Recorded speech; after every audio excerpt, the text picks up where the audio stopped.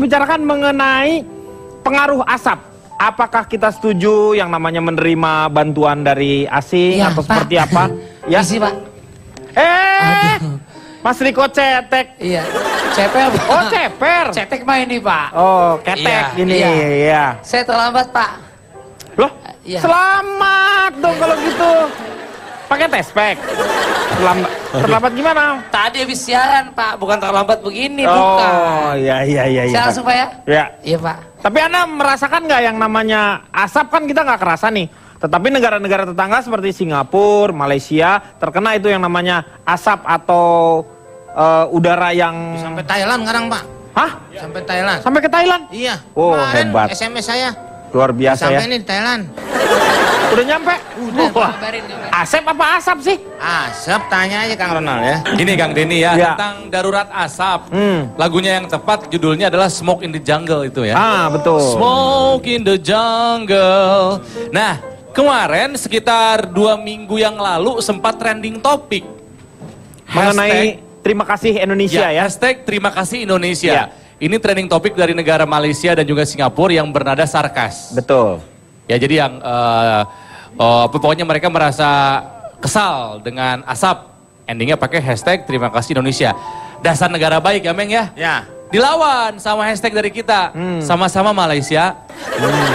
Ya sekarang ini udah banyak sekali beberapa negara seperti Ya. masalahnya Rusia juga yang tidak terkena dampaknya mau membantu Indonesia ya. Betul. Jadi ini kan asalnya dari asap, diisap, jadi ispa. Iya. Yang meninggal sudah banyak. Ada sampai bayi. Ya jangankan bayi, orang tua aja bisa meninggal Ya. gara-gara asap yang terlalu banyak ya tingkat polutan ya.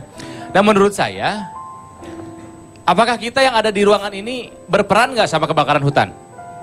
Berperan mungkin secara tidak langsung berperan pada akhirnya. Dari sini aja, dari yang ada di meja saya aja Kang. Saya di sini berperan dalam pembakaran hutan. Dari mana misalnya? Dari Keripik depannya. tahu digoreng pakai apa? Minyak sawit. Minyak sawit. Banyak lahan yang dibakar untuk perkebunan sawit kan?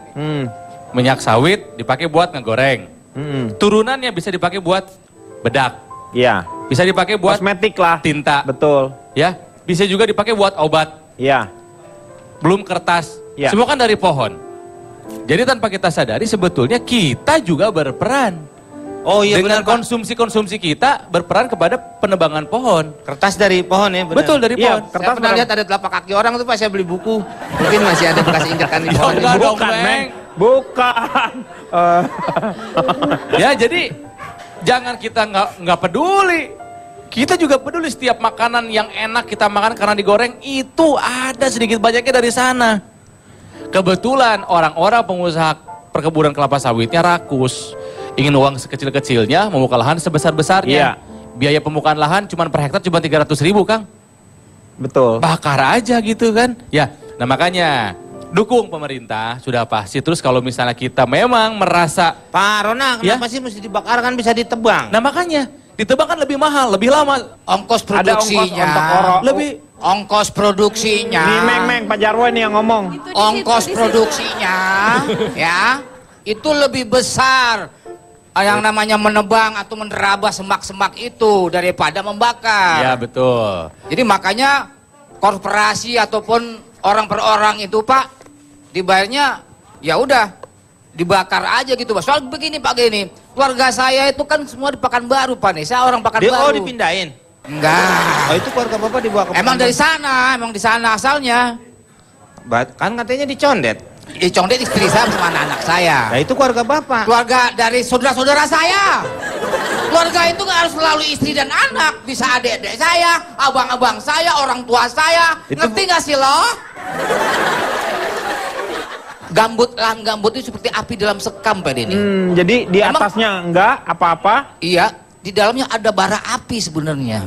Jadi perlu lama. Nah, mungkin perlu juga dicontoh apa yang dilakukan oleh Malaysia Pak Denny. Yaitu? Bikin yang namanya apa namanya Saluran air. Saluran air Namanya seperti saluran itu, Pak. napas. Enggak.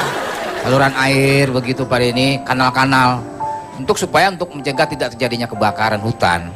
Ya memang seharusnya karena memang kalau pohon sawit juga memerlukan air yang sangat luar biasa. Banyak begitu. Sehingga memang sebenarnya Merusak juga tanah ya itu. kalau Pohon saya sih sawit sebenarnya itu. tidak setuju dengan yang namanya perkebunan sawit yang begitu banyaknya di Kalimantan maupun di Sumatera. Dan itu sebagian besar juga adalah dimiliki oleh orang Malaysia atau dan Singapura. Malaysia dan Ya, Singapura. betul. Ini yang jadi permasalahannya. Tapi saya percaya bahwa pemerintah serius untuk menangani itu Pak Denny. Tapi kalau misalnya kita juga masyarakat yang menurut Kang Ronald kita juga berperan dalam pembakaran hutan itu, kita nggak bisa berbuat banyak untuk membantu dan menghilangkan asap. Mungkin kita bisa mulai dengan ini ya, memperbanyak sosialisasi buat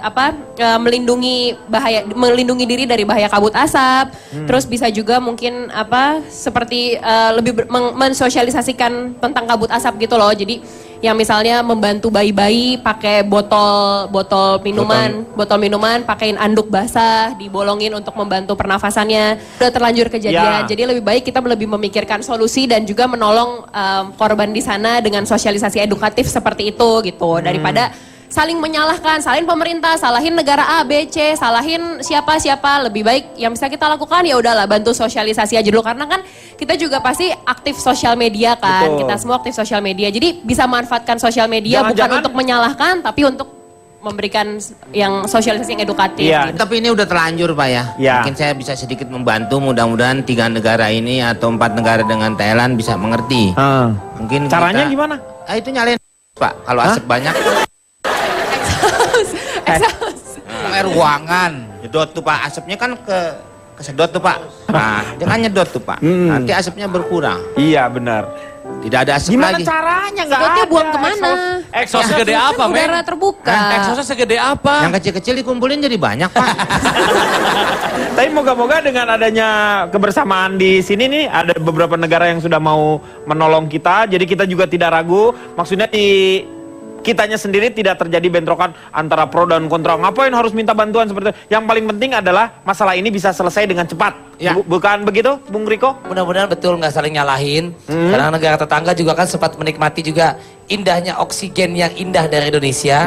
Giliran apesnya aja komplain doang gitu. Yaudah sekarang sama-sama juga jangan seolah mengharamkan dapat bantuan negara tetangga. Betul. Kan sama-sama juga syukur dapat bantuan. Juga jangan gengsi lah. Karena kita juga punya keterbatasan untuk sarana prasarana untuk memadamkan hutan, Pak. Jadi dengan bersatu gitu mudah-mudahan cepat. Betul. Ada semak-semak tadi, Pak kan? Iya. Jadi mudah dipadamkan dan sehat lagi. Karena yang namanya hutan Indonesia itulah salah satunya paru-paru dunia juga Betul. sebenarnya. Dan sebenarnya Singapura juga harusnya banyak berterima kasih kepada negara Indonesia. Karena dia bisa reklamasi seperti itu, pasirnya dari mana? Dari kita. Indonesia. Betul. Betul. Betul. Pak Jarwo, terutama di daerah Kepulauan Riau. Iya, Kepulauan Riau, pasir-pasirnya dibuatlah sekarang, makanya Singapura sekarang lebih luas lagi karena pasir-pasirnya dari Indonesia. Iya. Ya, untuk teman-teman mungkin Pak Jarwo ada ini ingin mengucapkan sesuatu kepada teman-teman di Riau, kan saudara-saudara ada di sana.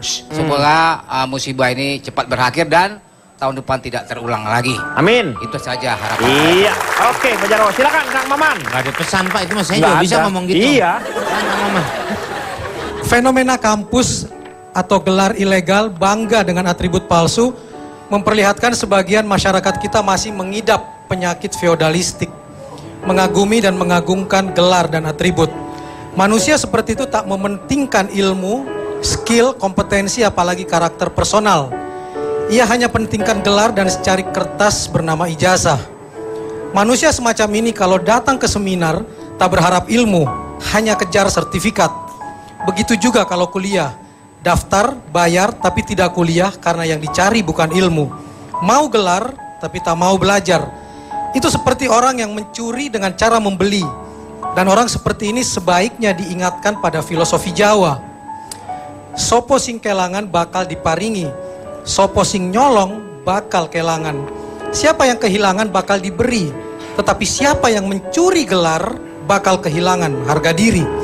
Karenanya panelis di sini bersepakat mengingatkan hidup adalah belajar, bukan semata kejar gelar. Karena ilmu bukan ilusi, bukan benda semu, cukup dengan menjamu langsung ketemu.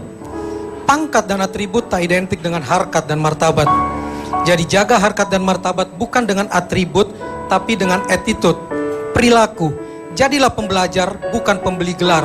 Karena pembeli gelar sungguh tak punya nalar dan begitu kebongkar, hidupnya akan kelar.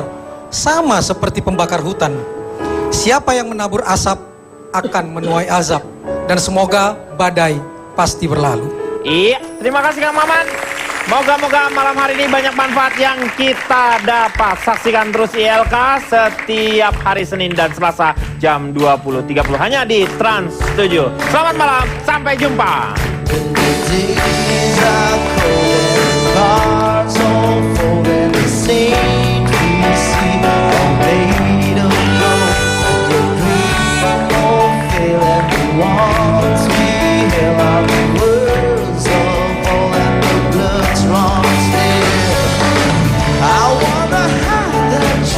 I wanna silver you, but with the peace inside, there's nowhere we can hide.